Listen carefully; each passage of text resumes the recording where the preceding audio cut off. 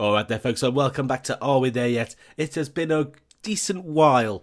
Emotionally difficult to pick yourself up after losing on a penalty shootout after some FM, not to say nonsense, but jiggery pokery in that relegation promotion playoff final. But we go again. We turned down obviously that Tom Tomsk deal in Russia. If you haven't seen those decisions, check out those last two videos labelled Stop and Go. We go again, naturally. So we go again with Clyde, and we'll have to see, really. But let's introduce something new to the series at this stage. Bit of an overview, bit of a where we are. How are we there yet? No, definitely not. But this is where we are. We've one club on the map, Clyde. We're keeping it central to Europe, South America, there's an idea. South Africa, or rather Africa, Asia and Australia at this stage. We'll expand the map out if we end up going to the real western area of the globe. If you live in England, obviously if you live in America or Australia, I mean it is west from Australia. It's just a long goddamn way. But if you live in America, then it's probably not west. It's probably very where you are. Anyway, this is where we are. So before we kicked the ball this season, we joined Clyde 7th of July 2017. We played 147, winning 63 games. That's not bad. At the moment, we have National B licence. We're actually studying now for National A. So I'll explain how we've managed to do that given the financial hole we were in. You might well have caught a glimpse on the transfer screen, but I'll explain it in full. We have 1.25, 1.25 star reputation with one promotion under our belts. It's okay. It's not fantastic.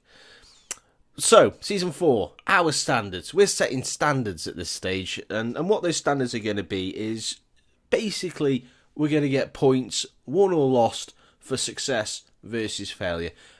And really, if we don't get over a certain standard, that's when we'll decide maybe to move on. This could well be the last season anyway. You'll have to help me with a decision on that. But this is how I see it. So 1 point in the league, Scottish League 1 point per league position. Not as in finish 10th, get 10 points, finish first gets 1 point.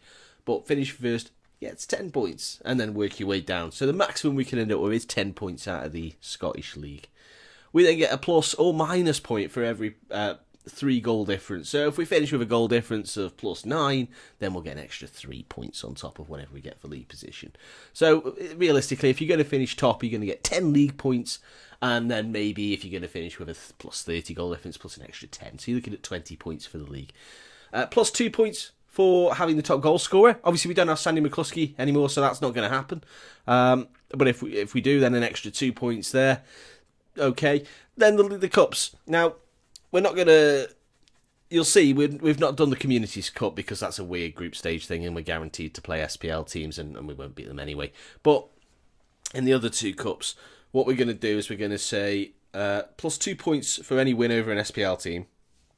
1 point, on top of this, of course, 1 point for any quarter-final knockout, 2 points for a semi-final knockout, 3 points for finishing runners-up, and 5 points for a cup win. Now, largely, we can disregard all of that, but it'll be a nice bonus should it happen. So a bit like a lower league club gets a bit of a financial extra boom should they go quite far in the competition. We'll get a points boom if we go quite far in the competition. Those are our standards, really. That's what I expect to achieve. And what kind of total should we expect? I'm thinking around 20 points should be what we're aiming for, although that might be a little bit ambitious. But let's say I'm going to set the target this season at 16, and we'll have to judge. Let me know in the comments what you think the number should be. Am I going too high with 16? If we don't hit 16, we'll consider the future. We'll probably have to leave. I think that's got to be the rule. If we're going to set a target, if we don't meet it, we're on our way. You know, I'm a firm believer in managers should only really stay at clubs for 3 years. 1 year should be you go in, you sort out, you identify what you need. 2, you start putting your own system in place, you start to make strides. And 3 is delivery time. Everything you've done in those last 2 years should be paying off in Season 3. And in a way, it did last year, didn't it? We finished second, only to Dundee United, who shouldn't really have been in the division. We lost on a playoff penalty shootout after being 2 goals up with just a couple of minutes to go. Stupid injury time given by the referee. But that is what it is. But let me know what you think in terms of the standards. Obviously, apply standards to your own save. Let me know how you get on. Are they proving too difficult? I just think it adds a bit more interest to what is already a fantastic career with the mighty Bully Wee and Clyde. So let's have a look at some transfers then, and we'll focus on the outs to start with. There's only 3. Obviously, Sandy McCluskey left to join Hibs on a free transfer. They're unwilling to let him leave on loan. I don't blame him. He's already got off to a dream start for him, scoring in his first or second, at least, Community League Cup fixture for Hibs. And yeah, we miss him greatly. I mean, look at him. He's beyond anything we can ever attract. Jordan Stewart also left on a free. We arranged that deal a long time ago. He's not played for the club in many years, or many months at least. He was a big part of the team that got us promoted out of League 2. He played in the second season at League 1, but not very well. And then we sort of just binned him into the reserves for all of last season. So he goes with no real gripe. Sean Wilson, though, the other youngster that we got at the same time as McCluskey, we've moved him on for real cash and big cash. You can see it's a record transfer for the club. If you're interested, Greer, I think it's Gordon Greer, who went to Brighton, was the previous record holder at 250k, so we smashed through that. We're getting 275,000, rising maybe to 350. He's gone to Morton. He's a decent player, but I just think we can attract that kind of quality. He's obviously going to get a lot better, and overall we're probably going to lose out on what is a good player. But at this stage, I mean, he can't cross, he can't dribble, so as a fullback, is what we ask him to do. He can't pass either, so I don't think we're actually going to lose him. He's done we've used him a little bit. He's played quite a few games, but not to any great shakes. So to get over $250,000 straight up front and 350k maybe, I think that's good business. But he does go with our best wishes, and maybe we'll cross paths again, maybe. And that in itself is how we've managed to finance, obviously, our own development. As soon as we got that money in, we're not going to be able to spend it because no one wants to join us. But we're studying now for the National A, and that's good for everything, good for everyone. We put in a lot of players, and they're all frees and loans. We tried to do a bit of wheeling and dealing. There's a pro tip actually from the Don in the comments. He suggested making bids with no real fees, but percentage-wise of future transfers, and that does seem to work. Unfortunately, we were able to get around the discussion table, and then the players just don't want to join. So, maybe we need to visit some of the academies of Celtic and Rangers and Hearts and maybe Hibs and do some wheeler dealing that way. But at this stage, we've got quite a big squad, and I don't really want to add to it. You can see, normally we'd have a big turnover, but we've only lost 3. One of those was in the reserve, so we've only really lost 2 first-team players, and we've replaced them. All these players on the left side have gone into that first team. So let's have just a quick rundown of them. Ross Meldrum comes in. He's a wide player, left wing, right wing. He's okay. I felt we just needed a little bit more quality on the wits, and while he doesn't offer great quality, he is an option. Kieran Miller is a decent player for this level. He obviously joins us from East Fife, so he played in the Championship last season. Didn't do particularly well, but the 2 seasons prior to that, well, the season before that, he played in League 1, which is, of course, our level, achieving a 6.94. So if we can get anywhere near that, that'd be great. I wish he scored a few goals, though. But, in fact, he has already scored for us in the League Cup. You can see we've played the 4 games, and we'll get to where we are in the season in just a minute. Morgan Neal joins as well, another good centre-half. We seem to be okay at attracting decent centre-halves in to play alongside McKendry. So Morgan Neal joins us from Stranraer. Again, we're picking up players with experience at this level, and that's only going to help us. He's a first-team player for Stranraer. It's odd that they'd let him go. Liam Brown also joins as central midfielder. Queen of the South was his last club, and hardly played, but he's come out of. He's played. He was snapped up by Mulls well, so we must have something about him, even though he's not really played. So we'll look to give him the chance. A few loans. Reece McKenzie joins the club on loan from Ross. Now he's okay. I always look at it a little bit. I mean, we've got him playing inverted. He prefers to play inverted, and that makes sense given he's right-footed on the left side. How he ended up playing there is beyond me. He seems okay, a little bit error-prone, a little bit green, you'd say. Mick Ward is a decent right-back on loan from Celtic, as you'd expect. They have any player from Celtic is a good player. He's already scored for us in the league. We'll get to that. Connor Langton is, he's got potential, but he's probably not quite capable. In terms of his ability, you can see that he's well suited to League Two football, and that's probably the case for a lot of our players. James Loveridge, yeah, is a name you might know if you support Swansea. He was out of Swansea's academy a few years ago now, never played for Swansea, but you may have noticed him on your match reports for the academy sides. He comes in on a free deal. He's decent wage, £400 a week. I thought he was going to be better than he actually is. He doesn't seem to have any real crazy quality about him, but he's there now. Graham Murray, probably better than him, came in from St Johnstone. The Super Jays releasing him on a free. It was interesting they signed him on loan. They signed him from Stenhouse Muir, who were obviously operating in League Two, and then never used him. So they must have seen something in him. We'll see if we can dovetail him with Loveridge. And then Colin Hamilton is another good, solid centre half. He's probably not as good as McKendry or Neil, but I think he's, we've got that three now. So like last year, we had to keep going to McNiff, who was obviously left the club. A lot of free transfers left at the end of the season. So McNiff left the club.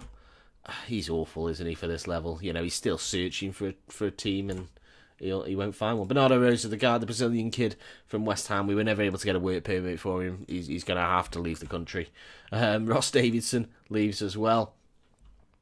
Yeah, he was a League Two player. I thought he was quite good, but he's League Two. David Marsh leaves. Good player for us. 159 appearances in our... Well, no, that's not our time. He played for Clyde before, but over 50 over 2 years and never really let us down. Probably sad to see him go. Bazza leaves. Bazza was still young, but didn't really do anything. He's joined Spartans, and Spartans play in the Lowland Leagues, so that's damning in terms of what we see. He was our captain. Stokesy leaves. Ian Stokes was a good player for us, I thought. He's joined Canby, so he's remained at this level. Probably one that we should have kept, but he just wasn't improving. He's got a lot of really low quality attributes in his technical side. And Adam Douglas was never going to really go far with us. He's joined Berwick Rangers, but he's playing in their under-20s side, so no real losses, but you can see the size of this squad now. We've kept some players, we've added some. There's a few that we can probably drop down, like Fraser Main, just to make a bit of room. At least it keeps it all on one screen. Striker-wise, we've really struggled. I mean, you're never going to play Sandy McCuskey. There's no two ways about it. The options we have are just not as good. Russell Dingwall is a player that we signed last year, never really delivered. He's come in, and we've actually named him captain because we've got a real dearth of leader players. Who have that team working and leadership. But he was as close to the mark as anyone. So we brought him in, he plays up top, and hopefully we'll get more goals about him by sticking with him. Mark McBride is the youngster coming through, so McCluskey to McBride, he's got a lot of work to do if he wants to develop, but he's certainly got potential. We'll get him involved where we can. So that's sort of that's not sort of the team, that is the team. And how have we done in competition-wise? We'll start... It's impossible to start otherwise. We'll start with the league. We've played 2 games. I wanted to get 2 games out of the way because we had Airdrie. They're new to this division. No, they're not. That's a lie. Who am I thinking of? East Fife. They're the new ones to the division. East Fife come down. So we're not doing East Fife. We're doing Airdrie. So we're going away to Airdrie this time. But the last 2 games, we've gone behind in both. We started away at Livingston, tough draw, and managed to secure a win. Matty Smith with the opening goal, followed by a Struan MacArthur equaliser and then a Scott Linton penalty in the very dying embers of the game, giving us the W and setting us up for a decent season, hopefully. And then we followed that up with our first game at the Broadwood, a 2-1 win, again coming from behind, a David Galt goal in the 24th minute, cancelled out by Mick Ward's first senior goal, 32nd minute for him, and then Russell Dingwall just before the hour mark gave us the points. We were far better than Stranraer in this game, and that was just desserts. The League Cup was very disappointing for us. We started superbly against Canby for 3-0 away when Dingwall with two penalties, 2 goals rather, one from the spot, and Kieran Miller with a goal on his debut. Then we drew late doors, nothing going on against Partick. That's Premier League Partick. Chris Doolan with an 84th minute, what looked to be a winner, but don't Daknovitz with the equaliser in the very last second, and we lost on a penalty shootout. It was Dingwall who missed the deciding kick. Then a really disappointing result. That's East Kilbride of League 2. Liam Coogan's 74th minute, the only chance they fashioned. And the interesting thing is about this is we hardly hit the target. 14 shots to 4, but 1 on target apiece, and theirs was a really weird goal. Really disappointing. And then we continued that home defeat to St Mirren. Settled in the first half through Gary Nisbet and Kieran Dunn. We just couldn't really get going. We were very impotent in our attack, but they're a League One side. They bob about between the Premier League and the League One, so it was okay. It wasn't too bad, but I would have liked to have seen a little bit more, if I'm honest, but never mind. So, yeah, fingers crossed. We've got Airdrie coming up. I'll see you pitch side in just a moment, because I'm not on match day. I've planned that well. And welcome back, boys. Welcome back, guys. Boys, you may well be boys. Men, gents, women, ladies, people. To the Excelsior Stadium. Airdrie are the opponents. There are your teams. We're starting to see all sides now sort of use these Nugents, Regens, whatever you'd like to call them. We've got a couple on our team. They've got a couple on their team. So our side is Blair Curry in goal. It's Linton McKendry, Neil Ward at right back. Fleck MacArthur in the middle, as it was last year. We've secured Fleck on a 2-year deal. He stays on loan, but he stays for 2 years. I think he's going to be an excellent player. Sean Burns left side. Datnovitz in the middle and Loveridge on the right side with Dingwall up front as the skipper. The bench is largely boring. But let's get into this then. It's an away game.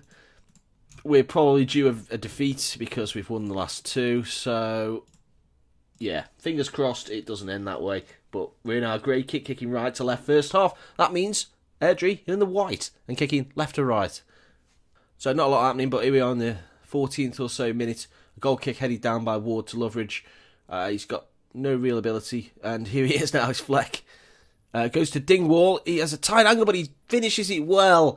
And a second league goal of the season for Russ Dingwall. Lovely ball by Fleck. It's a little bit beyond him, but it opened the angle up. I say opened it up, it made it really tight, but the goalkeeper really made up Dingwall's decision for him, I suppose. If you can see this ball here from Fleck. I mean, it's really wide, but it had to be that wide. If it was straight, then the keeper's got that. But Dingwall takes full advantage, and the new number 9 gets a goal, and we take another lead. Pinching myself. Free kick now, Fleck over it. Goes to the edge of the penalty area, nothing doing, and we will come away with that through Morgan. Here's Dingwall. Tackled. He's not as good as McCluskey. No two ways about it, but then, we were never going to get a player as good as McCluskey. I mean, we probably never will again at the Clyde. But, and we've come out of this, though. A good tackle. We stood up well there. I don't know who it was, but it was. I praise him openly. Fleck to Dingwall. Finds Datnovitz, who can strike them, and does, and it's just wide into the side netting, to the sound of jeers, no doubt, from the Airdrie hordes. We've had some good chances here. Burns had this throw in now. Linton goes across field to Ward, who strikes and it's into the back of the net. Seemed to go through the goalkeeper, and that's Mick Ward. Second goal for him. The right back on loan from Rangers? I want to say Rangers. I don't think it is. Or is it Celtic? I can't remember. I think it's Celtic. I'm losing the plot. But he's definitely on loan, and he scored again. He picks this ball up on the edge of the D, and you're just thinking, if you shoot, it's all over. But you can see there, I mean, the keeper, maybe, well, yeah, it's so hard and true that it's just gone straight past him. And we take a 2-goal lead inside the first 25 minutes. Just after the 40th minute now, 5 minutes to go until half-time, and we come forward again. Here's Burns on this left side, tackled. Didn't really look like he was convincing with the ball there, but we've given away a penalty, have we? McKendry brings down Higgins, and just before half-time, Airdrie have a route back into the game, potentially. It's going to be Jay Ross, and he puts it, sends Blair the wrong way, and does reduce the arrears. Frustrating, because that was all of our own making yet again, and keeper's got no chance if he's not going to dive the right way. Skip that on. Yeah, we shouldn't have lost the ball on that left side, but we did, and then they just punted it down the field, no doubt. Excellent play from there, man. That's half-time then. We'll just say, it's difficult, isn't it? Time not to get complacent, because that's all we can really say. We're leading, and we played well. I don't think on the balance of play, Airdrie probably deserve a goal, but they've got one, and that gives them something to build on, makes them very dangerous in this second half, especially with our tiring legs and minds. And you can see it's our attacking trio behind the striker that are not really putting in the numbers at the moment. Datnovitz sort of just goes for a Charlie Adam. Probably didn't mean to, though, and it ends up nowhere, and it's going to have to be won here. It is won by MacArthur. He's been good. I'm pleased with his signing. He's never let us down, even though he's probably never really put up those numbers. Long ball, though, doesn't come off, and Airdrie will recycle his Cairns. Goes long, but Neil's there. Loveridge infield to Fleck, who's got all sorts of time and space. Finds Burns on this left. Dingwall again. Shoots. Didn't really look like it was ever going in, did it? It sort of just drifted wide, but we have a corner there. We're quite good from corners, and it's in. It's McKendry. He makes amends for that, giving away that penalty, tripping over the man as he was clean. Probably should have been cautioned for that, but McKendry gets the goal that sort of turns it well back in our favour. You can see we've done this a lot actually with corners. We seem to win this first header, and then we're there to rifle it in the rebound. Snedden in the Airdrie goal got no chance. Not Gareth Snedden from Salford fame, is it? Just after the hour mark, 65 played a free kick, drifted towards the penalty spot as it was. I would have preferred it to the far post. Stuart MacArthur looked offside to me, and indeed he was. All of our attacking players there were offside. It'll be no goal. We stay at 3-1. We'll see it again. Burns crossed here, and our players just never really got out. Headed away by Cairns, and Loveridge does well to keep it alive. You can see all our players are still moving forward at this point. There's only a few that are still onside. Loveridge picks out MacArthur. It's a cracking strike in all fairness, but it correctly ruled out. No VAR needed here, no VAR. I don't know why we had to see all of it, but just to rub it in, I suppose. Approaching 20 minutes to go. Higgins, who won the penalty, and it's another penalty. It's this again, isn't it? It's multiple penalties and Ross puts it in exactly the same kind of area. And they've had 3 shots on target. They've certainly had the 2 clear-cut chances with the 2 penalties that the referee has decided they've win worth. But Northcroft in the yellow, wasn't even looking at the goal. How did he know it's gone in? And straight from kick-off. It's frustrating because they're not opening us up at all in any kind of form. And we lose out Fleck there just trying to take on too much, and they go down this channel. This is the areas that we are certainly weak on, and it'll be a cross and it'll be put in by Ross. He gets a hat-trick, and I'm fuming because they've not played well. They've hardly touched the ball, and for the referee to give them 2 penalties for innocuous challenges, as well as far as I could see in 2D, just frustrating. But it's this ball again, as we get killed with this ball so many times. We just don't have the pace. You can see there, McKendry slow off his mark, never going to recover, and it's just an easy cross and tap in for Ross. And suddenly, from being 2-0 up, 3-1 up, we find ourselves deadlocked again. We'll have to make some changes. Fleck again. I mean, Fleck gave away the first penalty and then ran into trouble in that second one, so he can certainly come and sit next to me and explain that one. In other news, we're going to bring on Mackenzie, and I think we'll leave it at that for now. It is these 3 across the attacking midfield, the 2 inside forwards and the AM, that probably aren't doing the business. We probably needed to get better quality, but it really is slim pickings beyond slim out there for a team like ours that's just got no real pulling power. Dingwall drifts one wide. McCluskey could always be relied on to be better with the ball or to strike it true. Dingwall is not as good. We're going to bring off Loveridge for Loudon. Loudon, who we gave a chance to in the League Cup, and he duly delivered by missing every sitter known to man. And I thought they were going to win it. They probably will win it, given the way the game's gone. I don't think this should be 3-1, 3-0, in my opinion. A point's not a bad result, but given the situation we were in, you'd like to think that we could have seen it. And another penalty. Of course, a hat-trick of penalties. Referee, you're a joke, mate. You're an absolute joke. Will it be Ross to get another hat-trick of penalties on top of his already hat-trick? It is. Keeper can't keep that one out. So Blair Curry concedes 3 penalties from 6 shots on target, and we lose this game to 3 goddamn penalties. Are you serious, game? Are you absolutely serious? This referee better have had a cracking game, but 3 penalties. You're joking. There hasn't been a bad foul in the game. We've committed 10 fouls to no way around. Curry claims that one. There's less than 50 seconds. If we are going to recover, it has to be now. MacArthur goes long. Dingwall's getting nowhere near it. Bit of indecision from Mackenzie. And Datnovitz, who finds Dingwall, who shoots another drifted effort. Just over. Very nice. But again, stop shooting, Ross. Stop shooting. McCluskey was better there.